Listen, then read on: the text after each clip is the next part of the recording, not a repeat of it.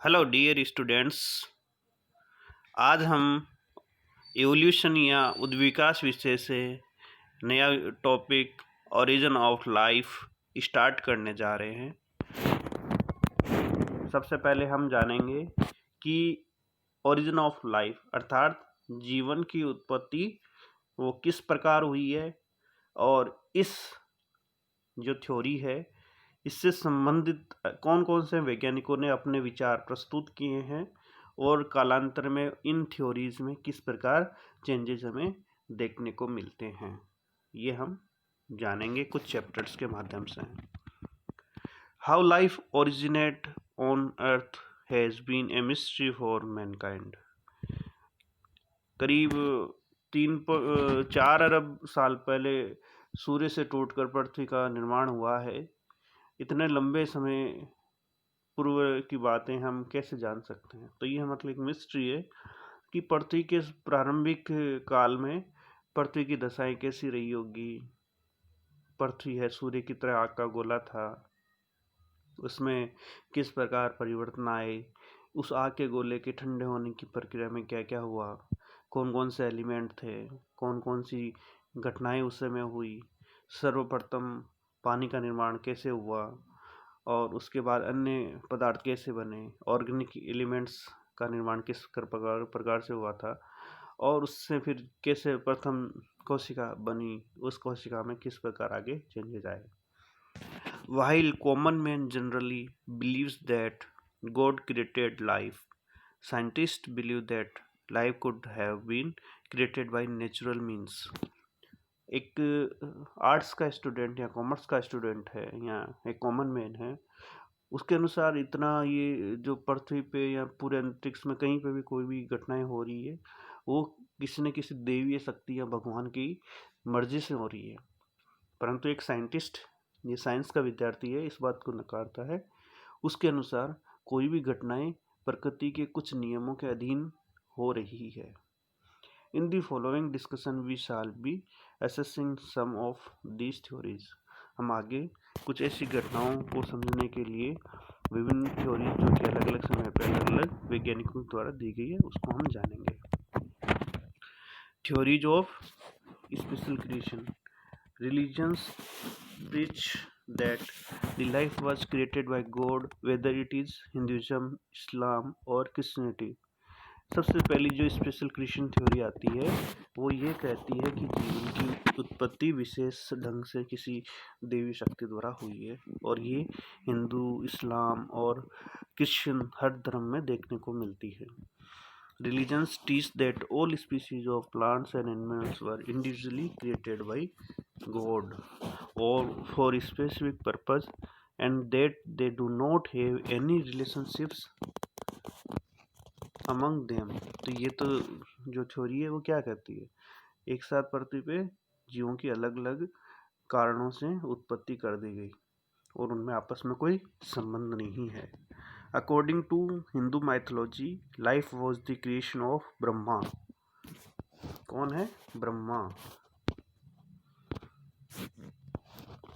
Islam says Allah and Christianity says God created life all in 6 days. However, science cannot accept theories that have no concrete evidence। यहाँ अपन देखने को मिलता है कि जो special creation theory है वो एक माइथोलॉजिकल थ्योरी है जिसमें देवीय शक्तियों के द्वारा कुछ ही दिनों में संपूर्ण जातियों का निर्माण बताया गया है, जो कि प्रैक्टिकली पॉसिबल नहीं है। हम कंटिन्यू देखते हैं, चेंजेस आते रहे। उसके बाद नेक्स्ट है cosmozoic theory, panspermia theory. Micro organisms from space have been coming on Earth along with meteoroid and comets for a long time and then perhaps evolved into higher organism in water। यहाँ देखो cosmozoic theory जो है वो अंतरिक्षीय उत्पत्ति को show करती है। ये थ्योरी बताती है कि अंतरिक्ष या स्पेस में कहीं जीवन रहा होगा और वहाँ से सूक्ष्म जीव किसी मेटेरोइड और कॉमेट के ऊपर पृथ्वी के वातावरण में प्रवेश किए और फिर जल के अंदर उन जीवों ने आगे जीवन को बढ़ाया। species of marine rocks have been recovered from Antarctica, which contain bacteria-like organisms on them. This can be given as evidence that life could have come to Earth from some other planet. यहाँ देखो एक इसके evidence में एक घटना देखने को मिलती है कि मार्टिन रॉक्स के कुछ टुकड़ों के अंदर bacteria like organisms Antarctica area में प्राप्त हुए हैं। Francis Crick and Leslie Orgel, दो वैज्ञानिक हैं, Crick and Orgel, found molybdenum in the bodies of plants and animals, which in plants is required in nitrogen metabolism, but molybdenum is rare on earth and could not have been used by organisms. यहाँ पे एक element है molybdenum जो कम पाया जाता है, लेकिन फिर भी वो प्लांट्स और एनिमल्स में मिल रहा है। तो ये एक इसके सपोर्टिव थ्योरीज है कि कॉस्मोजोइक थ्योरी है वो जीवन की उत्पत्ति में सहायता कर सकती है। तो ये भी अभी हम अटकलें अनुमान ही लगा सकते हैं, क्योंकि अंतरिक्ष बहुत ही ठंडा और बहुत ही रेडिएटेड है, और हम ये कह सकते हैं कि इतने ठंडे और रेडिएशन वाले अंतरिक्ष में किसी भी प्रकार के जीवन का बच पाना संभव नहीं है। तो इसके ऊपर भी डाउट है। Another theory postulates that some planet with primitive life must have collided with Earth and life got transferred onto Earth.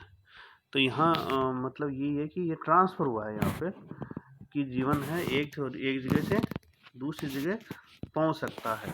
Some workers such as Ritter, Helmholtz and Arrhenius and explorers like Eric von Däniken and Zecharia Sitchin proposed that the universe may have several planets with intelligent life. If such intelligent beings achieved capability of space travel and if they landed on Earth in the past, they could have then brought life on Earth. यहाँ important क्या है?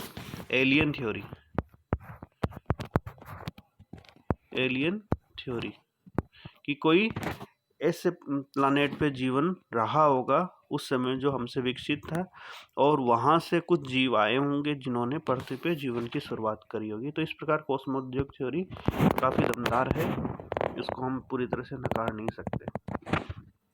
इसके बाद है spontaneous generation theory या abiogenesis, यानी कि अजीवात जीवोत्पत्ति। Thales, Anaximander, Aristotle believed that life originated from the non-living things and still continues to evolve by this method. For example, worms and frogs can appear spontaneously from mud and fly larvae can appear in rotten meat. यहाँ देखो, ये घटना अभी हमें हास्यास्पद लग सकती है, मजाक लग सकता है, लेकिन आज से काफ़ी सालों पहले जब ऐसी घटनाओं का सही एक्सप्लेनेशन नहीं था, तब लोग ये बिलीव कर लेते थे कि जो वॉर्म्स फ्रॉग्स है वो ऐसे ही उत्पन्न हो जाते हैं नॉन लिविंग थिंग्स से। Francisco ready 1690 was the first scientist to refute this theory by experimentally demonstrating that if you cook fish and meat, then no organisms appear in a sealed container, but people still believe that microorganisms developed by spontaneous generation. यहाँ जो ये spontaneous generation theory है, इसको Francisco ready ने 1690 में नकार दिया था एक एक्सपेरिमेंट करके, जिसमें उन्होंने सूप को या मटन को कुक करके, गर्म करके, बॉईल करके, और उसमें से माइक्रो ऑर्गेनिजम्स को नष्ट कर दिया और उसको जार में बंद कर दिया। तो उसने देखा कि वहाँ पे कोई माइक्रो ऑर्गेनिजम्स उत्पन्न नहीं हुए हैं, परंतु थेल्स, एनेक्सिमेंडर, अरिस्टोटल या अरस्तु जैसे वैज्ञानिकों के अनुसार नॉन लिविंग ऑर्गेनिजम्स या थिंग्स से, नॉन लिविंग थिंग्स से लिविंग थिंग्स की उत्पत्ति हो सकती है, जो कि गलत है। Another scientist is Planjani believed boiled and sealed both broth and found that no micro organism appeared spontaneously. इसको डिसप्रूव करने के लिए अनदर साइंटिस्ट है जिसका नाम है स्प्लेंजानी 1780 में। उन्होंने क्या किया, सेम वही एक्सपेरिमेंट किया जो कि इससे पहले फ्रांसिस्को रेडी ने किया था। Later Louis Pasteur 1860 conducted a more sophisticated experiment in which flask whose neck was drawn like swan, यानी कि मुड़ी हुई नाक के साथ में, गर्दन के साथ में, इस तरीके से इन्होंने ये तैयार किया। were used to trap microorganisms and dust. The boiled broth was kept in the flask, did not rot, suggesting that microorganisms did not appear spontaneously. तो यहाँ देखो लुई पास्चर ने उस जार को बंद नहीं किया। पहले तो क्या है, कुछ वैज्ञानिकों ने एलिगेशन लगा दिया, कुछ दूसरे लोगों ने एलिगेशन लगा दिया कि जार का मुंह बंद होने से हवा पास नहीं हो रही है, इसलिए वो ऑर्गेनिजम्स डेवलप नहीं हो रहे हैं। तो बाद में क्या किया, लुई पास्चर ने उसी एक्सपेरिमेंट को और किया और उन्होंने वहाँ पे एक स्वान की ये जो बतख है उसकी मुद्रा वाले फ्लास्क का यूज किया और उसने बॉईल करके और यहाँ पे दरवे को डाल दिया। तो अब यहाँ जो बैक्टीरिया जो आते थे वो इसकी दीवारों पे लग के रुक गए और यहाँ अंदर प्रवेश नहीं कर पाए, इसलिए वो सूप सड़ा नहीं और ये एक्सपेरिमेंट ये स्पॉन्टेनियस थ्योरी को डिस्प्रूव करने में सफल रहा। उसके बाद थ्योरी आती है biogenesis.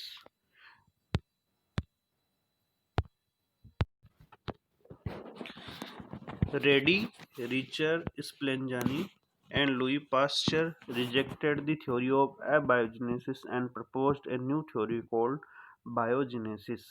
The theory postulates that life can emerge only from a form of life such as spores, eggs, or hibernating animals, and not from inorganic substances. But still, this theory does not explain how life originated in the beginning. Biogenesis theory या जीवोत्पत्ति है वो ये साबित तो कर देती है कि जीवन में नए जीवों की उत्पत्ति पूर्व जीवों के द्वारा या उनकी संरचनाओं जैसे कि स्पोर्स है, एग्स है और यह जो हाइबरनेटिंग होते हैं, जो निष्क्रिय जीव होते हैं, उनके द्वारा होते हैं, ना कि किसी इनऑर्गेनिक सब्सटेंसेस के द्वारा। परंतु इस थ्योरी का डिसएडवांटेज ये है कि ये जीवन की उत्पत्ति को नहीं समझा सकती कि प्रारंभिक जीवन कहाँ से आया। तो इस प्रकार हमने कुछ थ्योरीज को जाना है, इससे एडवांस थ्योरीज हम नेक्स्ट चैप्टर में जानेंगे। Thank you.